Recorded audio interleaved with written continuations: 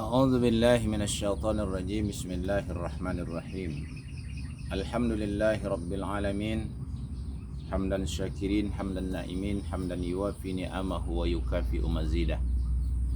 يا ربنا لك الحمد كما ينبغي لجلال وجهك الكريم وعظيم سلطان. أشهد أن لا إله إلا الله وأشهد أن محمدا عبده ورسوله المصطفى الكريم الأمين. اللهم صل وسلم وبارك على هذا النبي الكريم والرسول العظيم سيدنا محمد صلى الله عليه وسلم وعلى آله وأصحابه أجمعين. السلام عليك يا رسول الله، السلام عليك يا حبيب الله. Saudara-saudara kaum muslimin yang dirahmati Allah Subhanahu wa taala di mana saja kita berada.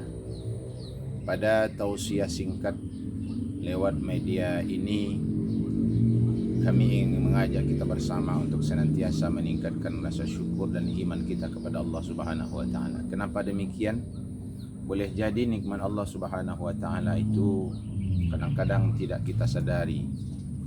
Kalau kita tidak sadari bahwa nikmat Allah itu sedang ada di tangan kita, Allah Subhanahu wa taala telah berikan. Ternyata seringkali kita lupa akan nikmat Allah Subhanahu wa taala. Pada kesempatan ini saya ingin mengajak kita bersama untuk mengingat bahwa kita adalah hamba Allah yang selalu menerima nikmat Allah Subhanahu wa taala, baik di dalam suka maupun dalam keadaan duka. Saudara-saudara kaum muslimin yang dimuliakan Allah, di antara riwayat hadis yang mengingatkan kita sebagai standar bahwa kita mesti mengingat semua nikmat Allah Subhanahu wa taala, mulai dari batas yang terkecil sampai batas yang terbesar. Itu pun menurut analiza dan perhitungan kita. Seringkali nikmat Allah Subhanahu wa taala itu kecil di mata kita, padahal itu sangat besar di hadapan Allah Subhanahu wa taala. Nikmat bisa mendengar, nikmat bisa melihat, nikmat bisa merasa, nikmat bisa membedakan antara segala sesuatu. Nikmat bisa membedakan antara yang satu dengan yang lain. Hal ini merupakan sebuah nikmat yang sebetulnya tidak bisa kita abaikan begitu saja, lalu kita lupa bahwa Allah lah yang maha bijaksana untuk memberikan semua itu. Katakanlah salah satu kedipan mata. Ketika mata tidak lagi berkedip, maka semua orang akan merasa gelisah yang luar biasa.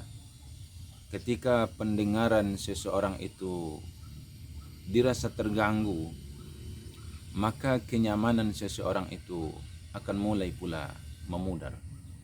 Ketika penglihatan seseorang merasa agak terganggu, apakah dia tidak bisa membedakan antara warna yang satu dengan warna yang lain, maka kegelisahan akan muncul. Maka oleh karena itu Nabi Shallallahu Alaihi Wasallam mengingatkan kepada kita dengan standar apa saja yang mesti kita syukuri atas nikmat Allah Subhanahu Wa Taala itu. Kata Nabi, "Man la yashkuril qalil, la yashkuril kathir."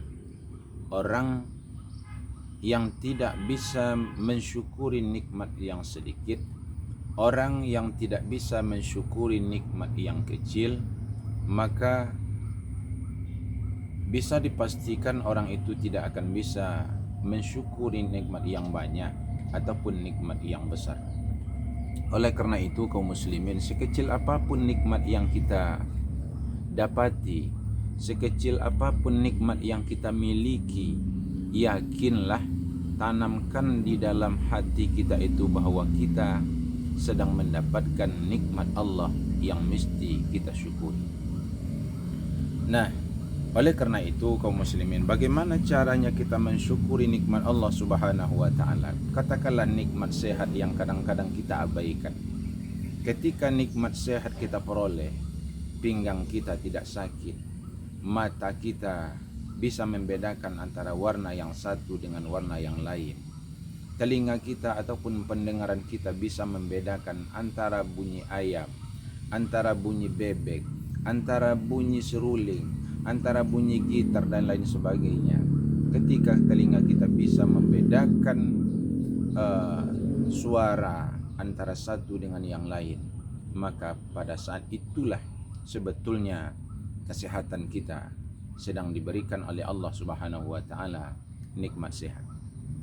Kaum muslimin yang dimuliakan Allah Subhanahu wa taala, ketika badan kita merasa sehat, maka sebaiknya semua nikmat yang diberikan Allah Subhanahu wa taala kepada kita itu kita bawa, kita giring badan kita giring jasad kita untuk beribadah kepada Allah Subhanahu wa taala. Ketika kita berbadan sehat, maka Allah Subhanahu wa taala memerintahkan kepada kita untuk senantiasa beramal, untuk senantiasa keluar rumah untuk mencari nafkah, untuk senantiasa kita pergi menuntut ilmu.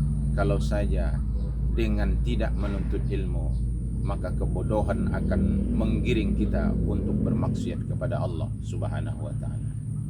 Saudara-saudara kaum muslimin yang dimuliakan Allah, seseorang yang bersyukur atas nikmat Allah, Allah Subhanahu wa taala berjanji, la in syakartum la azidannakum wa la in kafartum inna adzabi lasyadid.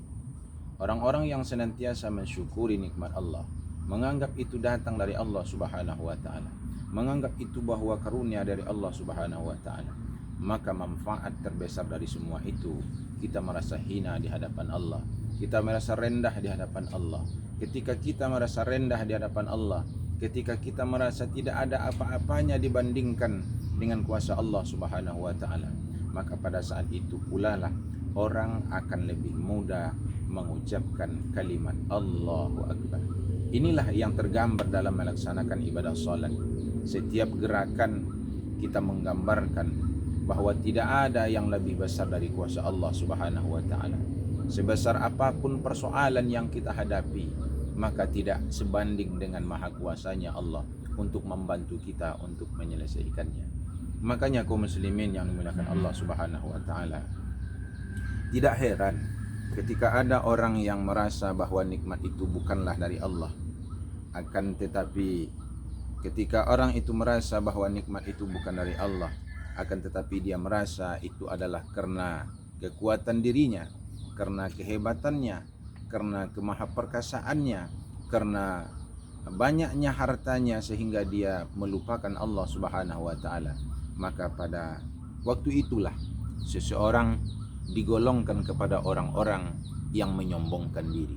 Puncak dari kesombongan yang pernah dilakukan oleh Fir'aun laknatullah alaihi ila yaumi yub'atsun adalah kesombongan ketika dia mengatakan kepada penduduknya, ketika Fir'aun mengatakan pada pendukung-pendukungnya, para pengawal-pengawalnya, dia mengatakan, inni rabbakumul a'la, inni rabbakumul a'la, aku adalah Tuhanmu yang maha tinggi, katanya. Ketika Fir'aun mengatakan bahwa dia adalah Tuhan, maka pada saat itulah Allah Subhanahu wa taala menghinakannya, melaknatnya, karena orang yang seperti itu, orang yang menyombongkan diri, tidak ada tempat di sisi Allah Subhanahu wa taala.